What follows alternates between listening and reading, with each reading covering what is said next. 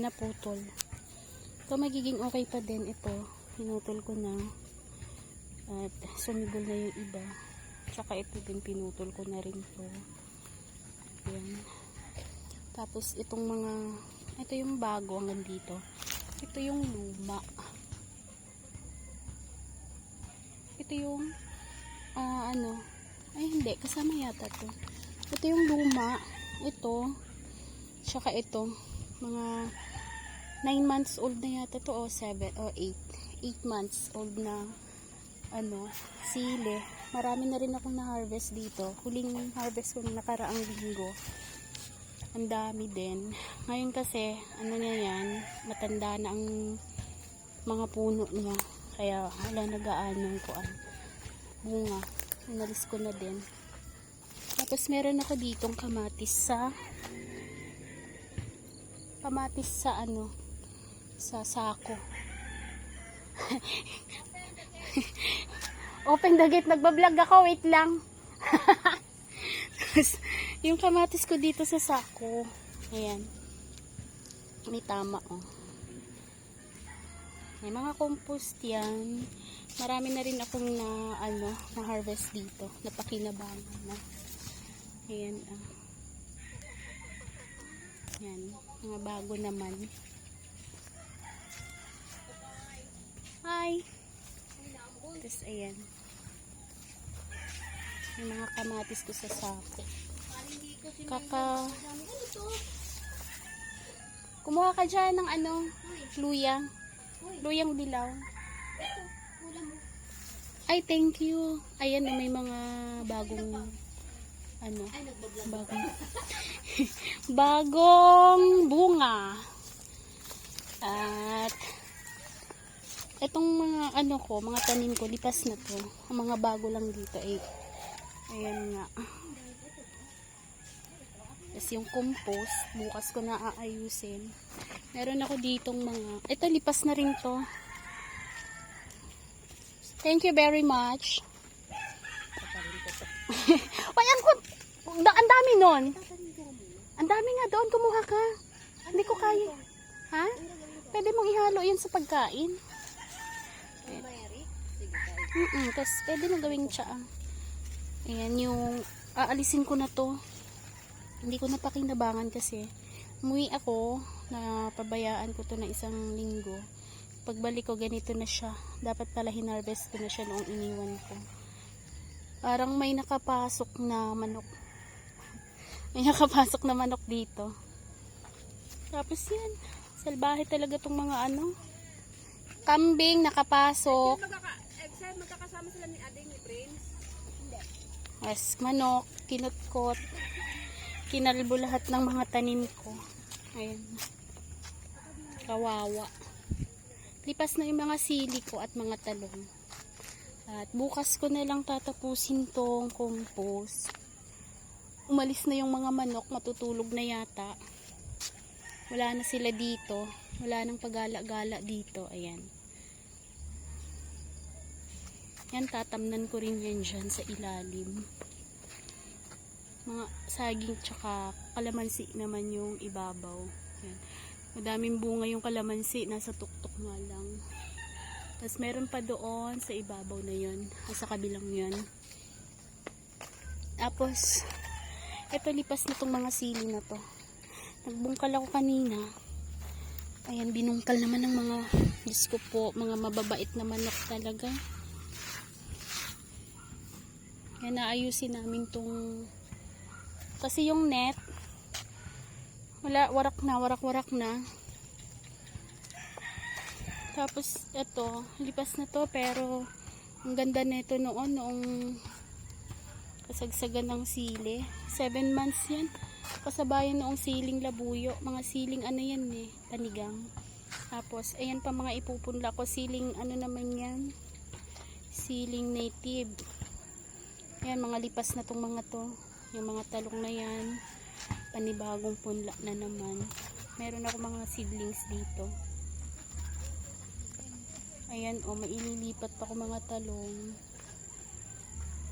Sili. Ayan, mga lipas na yan. Dito naman meron ako dito. Ayun yung mga seedlings ako dyan. Ayun yung mga manok ko. Matutulog na sila. Papi, doon ka sa kabila, papi. Maambon. Ayun, tinry ko dito yung mga sa seedling bag. Tapos, bukas lalagyan ko ulit ng lupa. Kasi naninilaw sila. Kaka-transplant ko lang yan dito. Ito naman yung sili, flowering na. Yan. Kasabayan yan doon sa kabila. Yan. Bagong tanim. Tapos ito naman yung mga talong na napabayaan ko na rin to.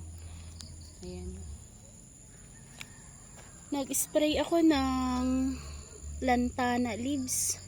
Ayan, may isang beses pa lang kasi, pero bukas magpapakulo uli ako. I-spray ko uli dito. Hindi ko pa nga ito tapos bungkalin eh. Kailangan ko mabungkal yung puno nito. Kagaya niyan eh. Para pag binuhusan ng tubig, naka-stack lang siya dun sa puno. Hindi siya kumakalat. At lumabas ng mga bunga ng bunga. Hindi ito bunga. Takpan ko na lang ng mga yan, lupa.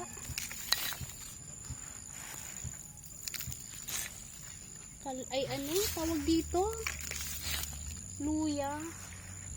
Sobrang dry na ng lupa. Sobrang init, hindi na umuulan. Ngayon umaambon, kaya lang mahina. Meron ako ditong ube. Ano na siya? Dry na yung puno. At ito na nga, nagpapakita na. Kaya lang, parang ang laki nito. Ayan po, hindi ko kayang Hindi ko kayang bayuhin to. Kailangan ng malaking nito, panghukay. Baka bukas to ipapahukay ko dito bukas. Yan, ube, violet na ube. Tapos meron akong tanglad. Buti na lang nakasave ako ng tanglad. Nakapagtanim ako dito ng tanglad. Native na sili. Kasi doon sa kabila, namatay na yung mga tanglad ko doon. Ayun, nakapagtanim ako dito ng tanglad. Ayan, meron pa dito. Tapos meron akong malunggay. Meron akong ito, sigarilyas. Araw-araw na lang ulam ko sigarilyas. Yan, may bunga. Madami ng bunga to. Nakailang harvest na ako dito. Meron ako ditong iniwan pang punla. Saka meron ako dito sa ilalim pang punla din. Yan. Tapos meron akong dito. Namumunga na yung kadyos. Itong bulaklak ng kadyos. Ayan yung mga kadyos. Namumunga na. Ayan, may bunga. Ayan, may bunga. May bunga na yung kadyos. Ayan. Nasa tuktok. Hindi ako nabubuhayan dito ng kalabasa. Nalulusaw yung kalabasa. At gabi na, sasaing na muna ako. Marami pa akong ito-transplant na mga seedlings. Yung sili ko dito, tinuka ng mga manok. Ito, bumagsak yung mga seedlings ko dito. O sayang yung mga lettuce na punla. Ito yung talong. Sili. Ito yung ito-transplant ko dun sa hinukay ko kanina. Naman to, labanos. Tapos, may ipupunla akong mamaya, sili. Dito ko naman ipupunla. Ang hirap talaga kapag may mga manok. Kasi, pati dito, inaakyat ng manok to eh. Tapos, itong bok choy, hindi ko pa naililipat. Ito pa talong. Nag-uumpisa na naman ang mga talong. At naambon. Bukas na lang yung compost ko. Naambon-ambon naman kaya maigi. Magmo-moist yung lupa.